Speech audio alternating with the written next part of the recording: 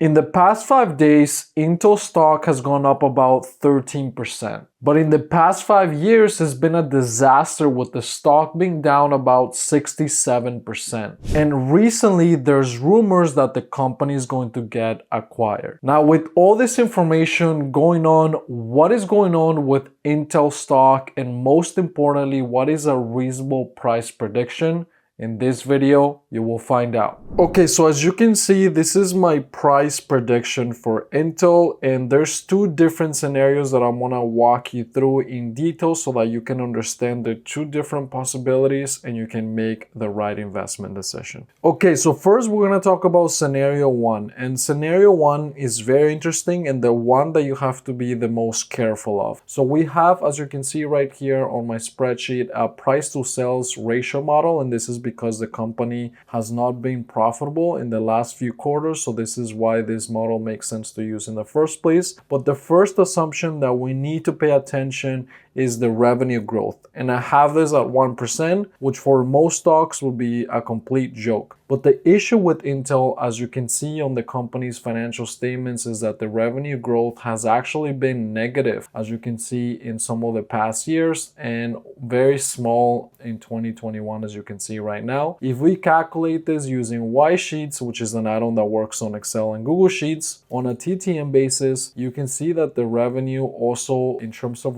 the growth, is very small. So that's why I have such a conservative number in the model. I also looked at what some of the other analysts were saying, and as you can see, this kind of revenue growth is congruent with what we have in the model. Now, moving on to the second assumption that is critical for the price prediction is the terminal price to sales ratio. So in this case, I have a 2, which you may think that it's a low number, but there's a few things to keep in mind. So first of all, like I mentioned, the company right now is not profitable. Second of all, the company has quite a bit of debt. So you can see the long-term debt that it has right here. Again, I got this from Y-Sheets. You can just type the company name and get the financial statements. So as you can see, long-term debt is around 46 billion, and then the company has this number, 43 billion in cash. So it is something to be aware of. And then most importantly, the thing that's very concerning is that for the past few years, we can see that the company has negative free cash flow, which means that the company is burning more cash than it generates. And this is not a good thing because it could really put the company in a bad financial position. We can see that if we get this number on a TTM basis as well, the number is also negative. So this is very concerning. And at the same time, of course, using formulas from Y-Sheets like you can see right now, I compared it with some of the main competitors in the space, which are public companies. You can see the ones that are here. We look at their PE ratio as well as the price to sales ratio, and we compare them with the revenue growth and EPS growth. And 2 makes sense because as you can see right now, the price to sales ratio is around 1.73, which is a little bit lower, but look at the revenue growth and look at the EPS growth. I think this is a reasonable number to use in scenario 1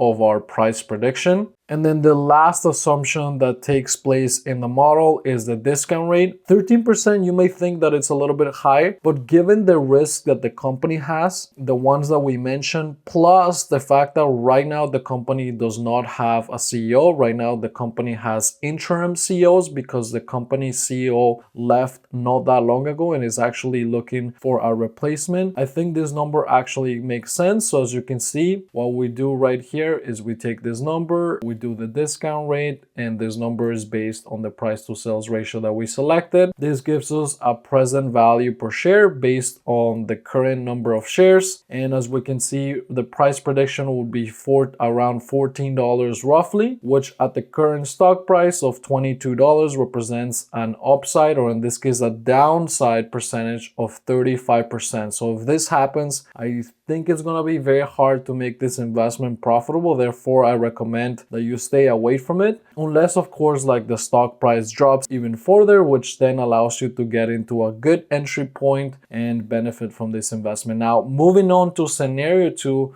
this is going to be very, very interesting. So recently there's been rumors that the company is becoming an acquisition target, and this makes sense because like I mentioned in the beginning of the video, the stock price and the value of the company has significantly dropped. and the company holds a lot of very valuable assets. Therefore, it makes sense that perhaps one of the competitors is interested in potentially buying the company. And there was actually a report by this news site called Semi-Accurate that specializes in semiconductor kind of news, claiming that it had reviewed and confirmed an email detailing an acquisition bid for the entire company. So this was very interesting in terms of the market, and so that's what actually shot the stock price up. And so some of the contenders that could potentially be interested in this deal is Qualcomm, who, if they integrate Intel into their business, they could become a real semiconductor powerhouse. There's other companies as well, like TSM, that has been mentioned in the rumors. And then, of course, there's Elon Musk, who you never know, it could really be a wild card, knowing that he recognizes the importance of semiconductors for any kind of innovation that needs to take place in any one of his companies like Tesla, SpaceX, XAI, etc. The only concern with the deal taking place is that the company's market capitalization, as you can see right now, is quite large. So there has to be a player that has a lot of cash and a lot of capital available to deploy for this acquisition. And then the other thing is that there's going to be a lot of regulatory hurdles that the acquisition is going to have to get through in order to be successful, especially when it comes to geopolitics, because the US government has actually invested quite a bit of money in the success of Intel as one of the few manufacturing companies of semiconductors in the United States. So keep this in mind. And as you saw before, like in this scenario, the revenue growth is a lot slower because the company has to find a new CEO, it has to execute